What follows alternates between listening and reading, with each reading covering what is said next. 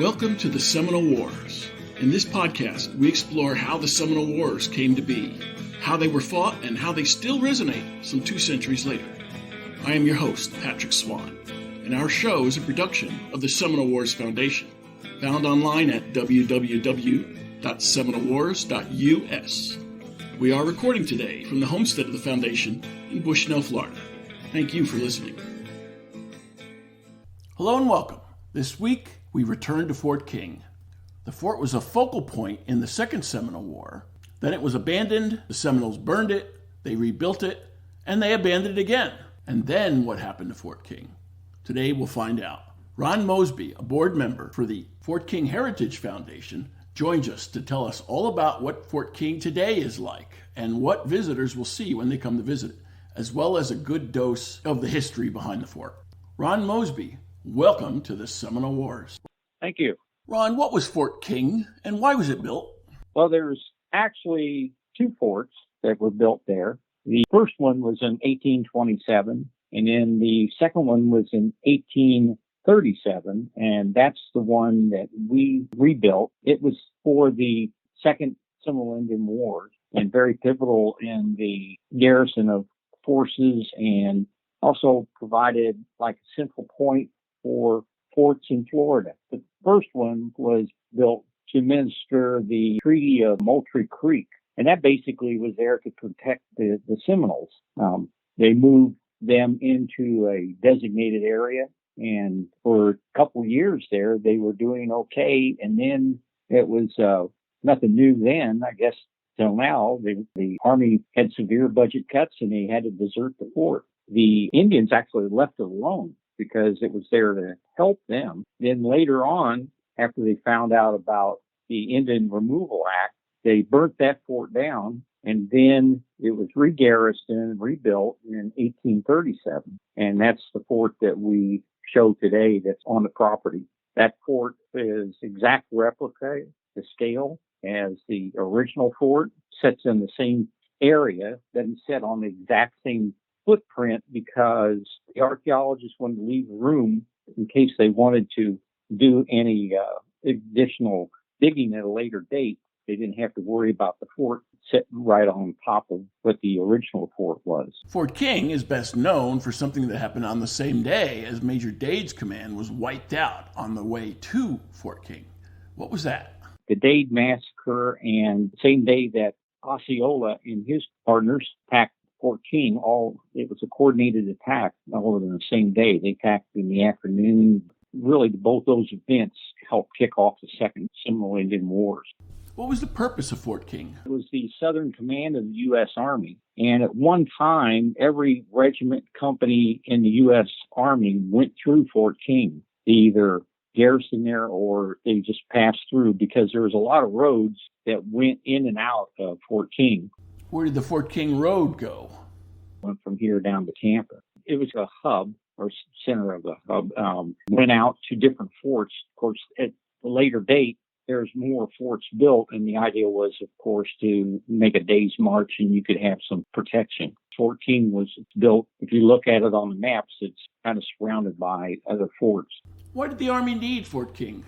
The command there had realized that the Seminoles were building up some forces, and they wanted some reinforcements and asked for that, and that's the reason Dade was coming up to do that. And even after the attack from Osceola, they hadn't heard anything from Dade, so they didn't know that Dade had been attacked. When they were attacked, they didn't even realize that the Indian agent, Wiley Thompson, and the commander were outside the fort at the time. They closed up everything. Yeah, there wasn't that many soldiers there. What do we know about where the Indian Agency was located in proximity to Fort King? Well, the Indian Agency hasn't been, at least that I know of, has not been exactly located. They have some ideas of where they thought it was, and it might not have been within maybe a half a mile of the fort.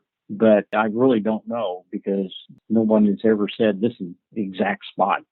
Do people also wonder about site selection for Fort King? We get a lot of people that say, well, how come they didn't build the fort down by Silver Springs? And we say, well, there's flat swampy land. There's no tactical reason to put a fort there. There was a couple other springs. There's still a seep spring that's there from the original site. And that's one of the areas that they chose because it did have water available. Where do you think the Indian Agency actually was located? It might have been over close to, there's a big Baptist church here near a street called Mary Camp. And I've been told that they thought it might be over that. But then there's other people that say, no, it wasn't that far to the west. It more north. I have no idea on that, to tell you the truth.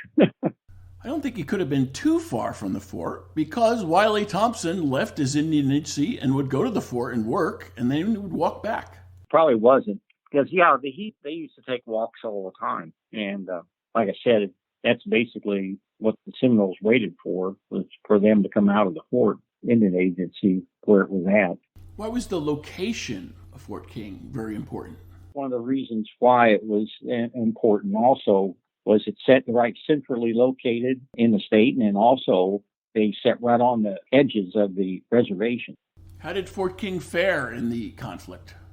It fared okay. As the first one they burnt down, but the second one was not really, I guess you'd say, directly attacked. A lot of the attack, even in the case of like Wiley Thompson, was they just basically waited for him to come out because the fort walls, they were built out of 18-foot logs. So it was a high fort to try to take over, and then it's set on one of the highest points around the area here in Ocala. So it was not a very strategic thing to try to directly attack the fort. So they waited for people to come out and ambush him.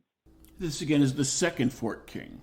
They abandoned it, and it was turned over to the settlers around the area here. Those settlers used it as the first county seat of Marion County, and then it was used as a courthouse for Ocala. And then at a later date, good people around the area decided they wanted the lumber, so they disassembled the thing and took some of it down. And from what we can tell, they used some of it to build. It was right around 1844, 45. 1842 is when they declared it over. Of course, you and I know that Seminoles never signed the treaty, or any kind of agreement that the war was over. The Army just kind of decided to took off. Why did they first abandon Fort King? It was mainly funding, and it was 1836. And then during that, after they abandoned it, that's when the Seminoles burned it to the ground. And the Army built it back again in 1837. So they did short-lived victory there. When they did build it back, then it was used for Indian Removal Act. It wasn't there to help protect the Indians. What's the story about its rediscovery? It's on record now. And archaeologist Gary Ellis, he still is involved with the fort. And it was in 1998. And he found remnants of both things. In fact, I was out there one time and he was showing me bags of burnt wood and soil. And it was just a line of it is what he found. So he found other things that verified it. But then along with that, they found remnants of the new fort. So they built it back pretty much in the same spot. Didn't look quite the same because the first one always had troubles with money, keep making it exactly to the measurements that drawings show. But the second one was exactly to the drawings. The local officials had to acquire the land from private individuals, correct? Yes, it was actually owned by a dentist, a doctor here in town. He had 5 boys that they raised on the land. It had been through some other people. In agriculture, there was some farming done there. And of course, people from there at 14 down, it's kind of like a ridge, goes down towards Ocala. People find stuff all the time because that's where they bivouac. The fort itself was used mainly for some officers and things and for protection if there was an attack. Apparently it was a timely intervention or this land might have been lost forever. Right. And that following year or two, I can't remember the exact date, but it was 99, 2000 somewhere. There was some people that got together and saved the area because it was going to be sold for condos. They started attempting to go through the national park, national historical societies, anything to try and save the land. And that's what kicked off the Fort King Heritage. At that time, it's called Association. Now it's Fort King Heritage Foundation. And that's with the different people that got involved over the next few years. They made it a national historical landmark. And then it sat there for another 10 years or so before the group actually formed and had enough backing to start actually reconstructing the fort. A lot of it at that time, too, was still until they purchased it between the city and county, came up pennies and parks and money to actually purchase the land. It was still under the ownership of the people that lived there. So there really wasn't a whole lot to do, except there was a marker that said this is a historical site. Went on with it was that they started putting some trails through the woods, and with those trails came along some signs that explained some of the things that happened in that area. The signage went down by, which is one of the original water sources. There's a deep spring there. So you can walk the trail. It's about 1.23 miles. Walk the trail through the area. There was picnic area set up. And that's about all there was to do there because there wasn't anything else built. And the house that the people lived in, Dr. McCall, was starting to get renovated to use as a visitor center. And that's where some of the collection things have been found on the land and remnants of where the fort was before. You have a special event coming up this weekend, December 4th and 5th. What's that? This weekend is a reenactment of when Osceola and his band of buddies there attacked Wiley Thompson, and the commander of and some other people in the area were killed during the attack. And that's a reenactment of that. The other times is there's been a couple of times the Seminole Tribe sends up a group of people that show hand-to-hand combat that's been passed down, and they do an excellent job. They explain exactly what they're doing, the weapons they're using, why they use them, and then explain about the use of teaching that same type of fighting to young kids and women also. What else do you have for visitors? Well, we have a couple things set up, and one of the big things is that they worked with the county school system, and the middle school's history class comes out once a year. And last time before the COVID stuff, we had over 1,200 students come, and the Seminole Tribe had sent the people back up for them to do demonstrations. And then we had some, settler pioneer things set up, candle making, yarn, weaving and things like that, so the kids could see. How important is it to have an actual reconstructed fort at the Fort King site? Oh, to get that constructed was very important, because that became our pivot point to looking at, that was what we considered phase one of what we were trying to do. And now that we built it, the fort and the blockhouses, and we've gone ahead, and now our next project is the Blacksmith Shop. And the Blacksmith Shop has had all the archaeology finished on it. The city has sent out for quotes now that we know what we're looking for. And we're expecting to get some responses back in January and start building the Blacksmith Shop at that point. What's the big picture? What's the grand plan for the Fort King site? The grand plan is we'd like to make it a teaching shop. In other words, we would have either small metal classes there or actually blacksmith classes, which we've had a lot of interest in, especially being around the horse country area. That's the main thing. And then also, just kind of give people an idea of what the blacksmith shop would have looked like at that time. The biggest operations, of course, would be during reenactments. But if we had classes set up, then they could do them like a class a week or every other week or something. But right now, we're kind of feeling our way through support from volunteers as how many times a week we could keep it open. Aside from defense, the blacksmith shop may have been the most important spot on the entire military reservation. Well, probably, there's no hardware stores around, for one thing. Everything was all handmade, and anything repaired, wagon wheels, stuff that normally you couldn't get anywhere because you're out in the wilderness. It used lots of nails, hinges, latches, those type of things that you didn't buy too much back then. A lot of times it was a meeting place. In fact, when the archaeologist was excavating the area there, not only did you find nails, pieces of hinges and things, but a lot of pieces of pipe, which stated people were sitting around smoking, and some bottles. So I'm sure that it became kind of like a store would, an area where people would come to meet and talk. Tell us more about the encampment that's set up by living historians before an event such as this.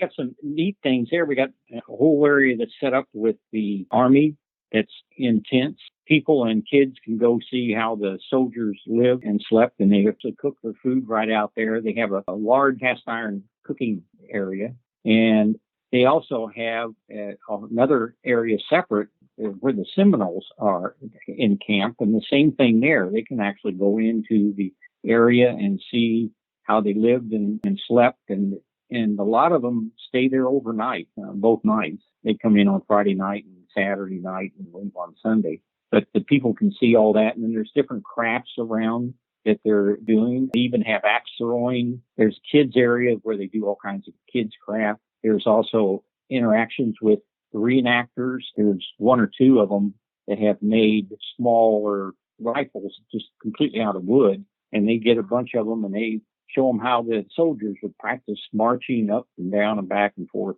That's pretty funny because the kids actually listen. And they get to meet people in the Seminole Tribe. Then every so often they fire off cannon. We have a howitzer that they shoot off there and explain how they do that, who does what job, loading the cannon and firing it. They have live music. Despite the unpleasantness from the 19th century, you have a good relationship with the Seminole Tribe.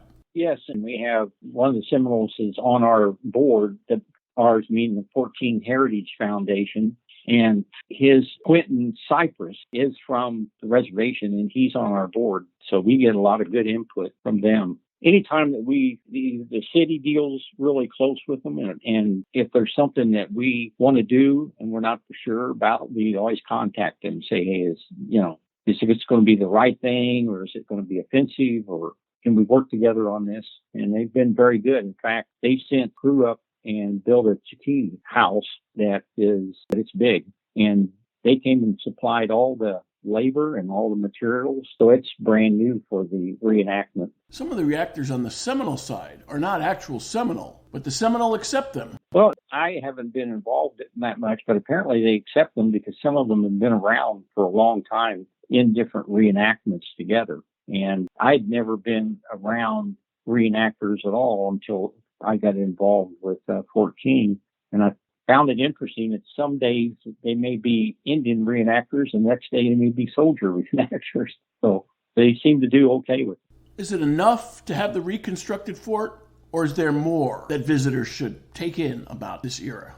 I don't think you get a feel for the area by just standing there looking at a fort. You have to understand how all those people interacted at that time, how much at that time you had to depend on each other because of where you were at. I think that especially I go back to is I get a kick out of a lot of the kids that come to visit, and they have no idea that's the way people lived or how they treated each other at the time. So that's been very interesting. What part has your group played in all of this? Our group mainly trying to raise the funds to do the next phases of development. We also raised the money to build the fort originally. So I think just working on the funding, but sometimes it seems like it's moving slow, but there's reasons why it's moving slow. And it's not that anybody's holding it up. It's just that you have to do things to preserve the site and the items that you're finding. So there's other parcels around that would be part if the city or county were able to buy them.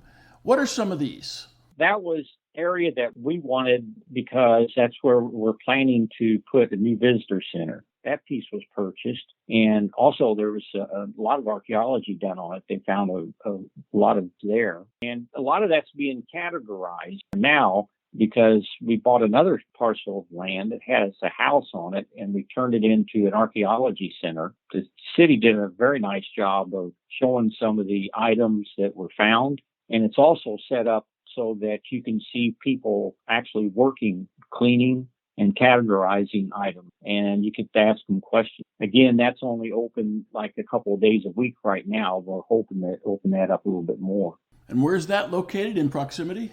Oh, it's just right next to it. It sets right on 14th Street, and right behind it is the fort. That's the archaeology lab. What have you got planned for the visitor center? The visitor center, where we're thinking about, of course, things change over time, but Right now, it's planned to go on that one parcel of land that you referred to, and there's a couple of reasons. One is safety of getting in and out of the lot, especially with a school bus of kids. It's just not real conducive for that. So we've looked at this other area, which is a lot flatter and provides more parking. And the idea is that you would come in and come up to the fort on what would have been part of the original 14 road. It was the trail that came from Tampa area on up to Ocala. The area that we have set aside for the visitor center, and the idea is that we would have a section of visitor center with the pioneer and soldier story, and another whole section which would be the Seminole side and their story, which we are being able to write that portion and provide that to us, which we're planning on it that way. The other thing is to have a lot of open area for traveling exhibits. We've had people contact us and say, hey, this would be a good exhibit for you too. And we go, we don't really have the room right now. And of course, some of that stuff requires security systems too. And then classrooms on top of that for teaching. Is it a short walk from the projected visitor center up to the fort itself? Well, that's one thing we got to work out. Right now, it looks like it's a little bit of distance to walk from there to the fort. But what we're thinking is would provide some types of transportation, maybe like even now we have handicapped golf carts that we can take people around on the trails now. And we've utilized those plus putting in probably we've required the ADA type handicapped walkways for people also. It's all in part of the phase 2 plan to build out the other buildings. And we decided not to build some of the outbuildings just yet because we think that the visitor center would be a place that you could see things that changed all the time. Kind of like a lot of places, if you go to the fort once or twice and there really isn't anything added, there's not much to go see again. But if you have a visitor center with traveling and exhibits and classes and things, then you come back.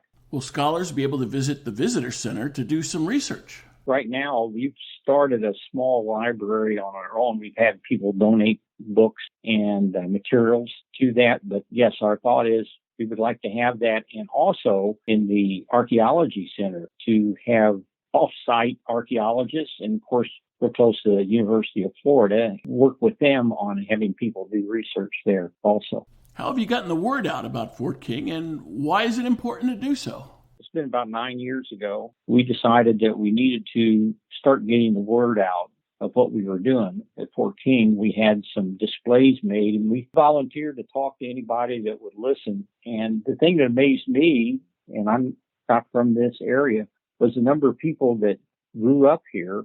They had no idea that Fort King was there.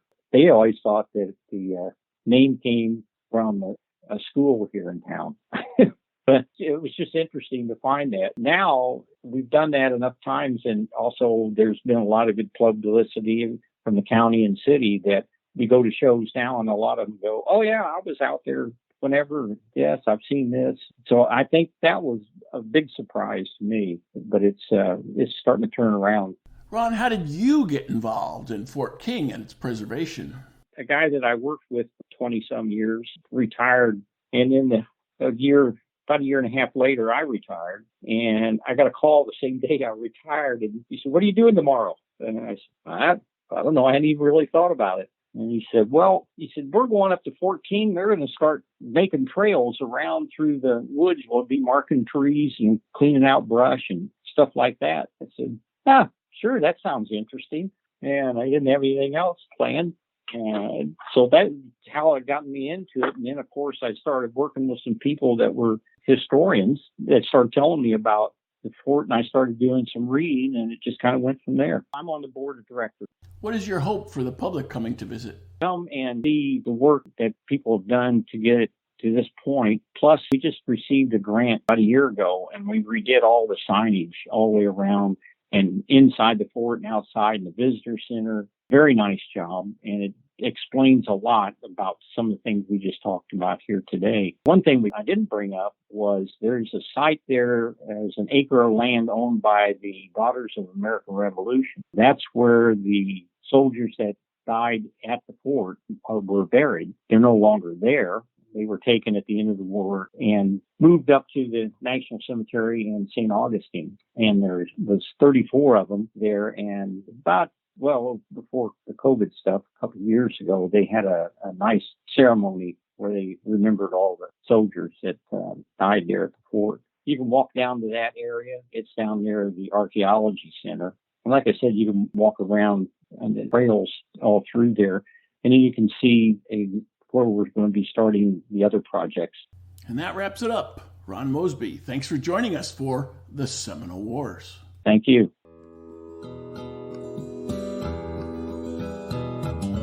If you enjoyed this show, please take a moment to like us on Facebook at Seminole Wars Foundation. Leave a review on iTunes or your favorite podcast provider. Your reviews and comments help new listeners discover us and help us keep the show going.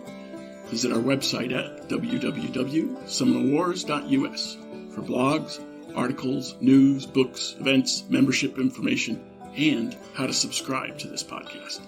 We'll be back soon with a new episode of the Seminole Wars Podcast.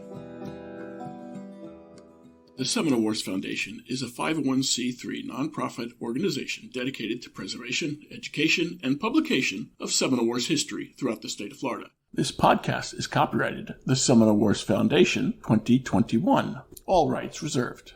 Front bumper music, The Devil's Garden, Roast 'em, provided by kind permission of Reedy Onman.